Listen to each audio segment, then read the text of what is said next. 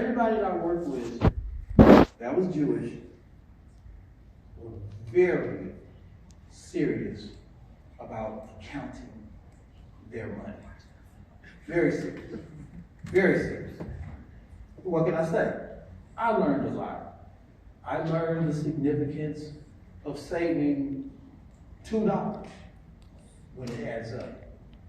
So now, this is what happened. Eazy-E accidentally did all the right things legally. And this is what nobody knows, okay? He got 3 business licenses as opposed to just getting 1. The average rapper or even musician or artist would get, if they want to start a label, they get a license to have a label. But there's 2 other business licenses. One is a distributor's license. Now, Eazy-E knew he didn't want to have nothing else to do with no police. He saw this as an opportunity to earn a living, to take care of his 2 kids, and it's legal. So, whilst he was out selling his CDs, his people were selling CDs out of the trunk of their car, cocky policeman pulls up, and they know how to harass you in LA, all right? I really know. So he pulled out his business license, he has a label, and, this is mine, I'm Eazy-E, I copywrote this music, I made this music. The police officer says, oh, that's really good. Do you have a distributor's license? And he said, distributor's license? What's that? Oh, yeah, it's yours. It's definitely yours, but you got to have a license to sell out of your car. It's true. Now, a lot of people can do it. It's like an infraction. It's no big deal. But Eazy knew he didn't want to have nothing else to do with any police. So he not only got a 2nd license, he got a 3rd license. Just so he wouldn't get harassed or stopped by the police. What he ended up doing was owning everything. He paid for the LPs to be pressed up. He paid for the jacket that was, really simple and basic to be printed up. He owned everything. He owned what's called distribution right, the right to distribute. And even today, there's a lot of young artists and rappers, they say, well, I want to get my distribution. And don't even know it just is a license to distribute. Once you have a distributor's license, you can put your CDs in Walmart. And I mean that because Walmart had put so many small businesses out of business, they developed a plan where small businesses that had a distributor's license could put their products in Walmart and they would supply them with a scan code and like that. So that was their way of making up for the hundreds of thousands of companies that they put out of business. So business is business. So now, Eazy-E had everything, but didn't know it. Because of African American programming, we always think in our subconscious mind, the white person is the boss, okay? Some of us feel security knowing that we got the support of somebody Caucasian in this society. And it makes sense. I feel that way. I'm standing here right now because of that, okay? So, enter a gentleman, and I use the term loosely, named Suge Knight. Suge Knight was a football player. Didn't do well in school, dropped out of school, and enjoyed being a tough guy. I'm putting it nicely. He would run around LA to different clubs, different shows, any type of entertainment thing, because he's so big, and say, hey, look, you need me to be security. Now, this is a rumor. Somebody had started a rumor. I mean, it might have happened, but it got around. That one time, he volunteered his services to be a security guard, and when he told him, you need to have some security, and he told, no, we got that covered. And Suge Knight socked him and said, now do you think you need some more security? Strong arm, all right? Somebody was pulling his strings. So there was another record company that wanted the distributing rights for NWA. They connected with Suge Knight, and they told Suge Knight, okay, look, we can take this group farther than they ever could go. We just need the owner to sign away the distributing rights. Suge Knight, in all his street ghetto wisdom, responded, that's all you need? Oh yeah, I'll get him a sign. I'll get him a sign. Longer story short, they cornered Eazy-E in the studio, and Suge Knight demanded that he sign his paperwork. And they beat up Eazy-E. Eazy-E was a pretty smart guy, though. He said, all right, I'll sign. He was bladed up, stuff like this. And he signed it. Like a scribble. He signed it, Donald Duck. But you couldn't really tell. Suge Knight had it, he thought. So, when Jerry Heller started managing them, Eazy-E still thought that Jerry Heller was the boss. Jerry Heller, being very frugal with any money, wasn't comfortable paying the other artists. So they're out having a good time, they're famous, they're doing shows, they're getting a stipend, who knows how little it was. But Eazy-E was the boss, but Eazy-E didn't know that he was the boss because it was his company, because he had all 3 business licenses. So that's where the conflict came in. Had I been a mediator, I would have been able to tell, okay, look, this is how it works, because I know the history and I knew people who were of Jewish descent. And I also understand what it feels like to think that you are not the boss, even if you are the boss. That's all it took. So the other members didn't get paid for a while because Jerry Heller, as he said, he couldn't bring himself to write the check because that's Eazy-E's job. But he didn't explain that to Eazy-E. He might not have thought that he, had to do it. I don't know. But Eazy-E thought that was Jerry Heller's job, and Jerry Heller thought it was Eazy-E's job. So Suge Knight just walks in and intimidates everybody and builds up his reputation as, oh, you don't want to mess with Suge Knight. And he had a pretty close relationship with the LAPD. Some LAPD. Let me get that straight. All right. So that was Suge Knight's way of doing business, but there was somebody, Caucasian, that was pulling the strings and told him, okay, this is what you need to do. And you saw the demise of NWA. So that's the history that I wanted to share. And I went on the record because I know this, because I'm going to write my movie. I might use a ghost name though. So So without further ado, yes, questions? I have a couple questions. Please. How much does a distributor's license cost? $350. And when you say you got all... But it varies from city to city, state to okay. state. And this was in Los Angeles? This was in Los Angeles. And you said they got 3 business licenses. What were the 3? He.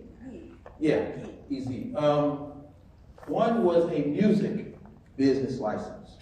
The other was a label registration business license. And the third was a distributor's license. And who told you this? That's a great question. And who told you the story about Suge Knight, you know, like doing the Godfather thing, you better sign this or, you know, your brains will be on the, you know, in the movie how they say. Who told you that story about Suge Knight? I attended 3 parties, and I was smart, and I listened. And one individual, his name is Dr. Sylvester Sales, so I really want to get in contact with him. Dr. Sales was teaching me because I knew some people because of the Negro Actors Guild. So I was able to attend certain functions. And Dr. Sales said, watch this, because Suge Knight, it was a pool party. And this is before, Suge Knight was still a bodyguard at this point, as far as we know. But he was in contact, I'm not gonna say this guy's name because he's up at UCLA and I want to get to know him. Okay, the one that told him all we need. And that's true, he didn't lie. You know, if you sign away distribution rights, I mean, normally you get paid millions of dollars, but you know, some people need the money and they sign away the distributors. They're distributing rights. You know, I mean, it's business. So Dr. Sales, he said, I want you to watch this. He said, you see that guy over there? I said, yeah, I knew who he was, you know. I knew how to listen though, you know. He said, he's trying to take control. And then later on, when he became the owner of Death Row Records, I was in Dr. Sales' office in Beverly Hills. And he said, see, he got what he wanted. He said, but remember this, he's not smart enough to put together something legally. So odds are, somebody is pulling the strings. That's a good, very, very. And one last quick question. It's been please. It's been so long since I've seen this movie. But you gotta make sure, there's so many people in here. Yeah. It's gonna, to get through it. Small but mighty. You're right. Please. So I can't remember if Suge Knight is in this movie and whatever happened to him. He went to prison. Oh my God. Snoop Dogg, 2 years ago, yeah, it seems longer. 2 years ago, Snoop Dogg got together with different people, business people and investors, stockbrokers, and he bought Death Row Records. Now, it'll be interesting because the history is still continuing. It'll be interesting to see, you know, what happens. You know, we might see Martha Stewart on Death Row Records. Martha Stewart's greatest hits, okay? So, yeah. So Suge Knight is in prison now, or he got out, or is he dead? Is he? I don't want to say because I'm not sure. Okay. I'm really not sure. The rumor is, but it's from people that aren't that reliable, you know, to do the research. You know, everybody likes a juicy story and, you know, talk about celebrities. But if he's not out, he's soon to be paroled. And what did he go to prison for? Kicking somebody in Las Vegas. So assault. Yeah. Wow. But there was some, can't think of it. It's a popular term. It was a lot of other charges, but ultimately that's what it was. And they wanted to get him behind bars. Yeah. Interesting. He did a lot of stuff. You know. So I like these questions. Yes. Can you describe what each business license does? Okay. A music license is the license that you need to work with and be a part of ASCAP or BMI. I hear that there's a third one, but that's all I know about. I've been to an ASCAP convention. And that's how you get your royalties. You know, it's using what's called a third party to deal between the retailers, the wholesalers, Now the internet, which is a game changer. The internet changes everything. So when you get the music license, now you can go negotiate with, like, at the time, like Tower Records, Warehouse Records. I mean, that stuff doesn't exist no more, but that was back there. So you had to have a business license. And normally, African Americans who are very talented in producing,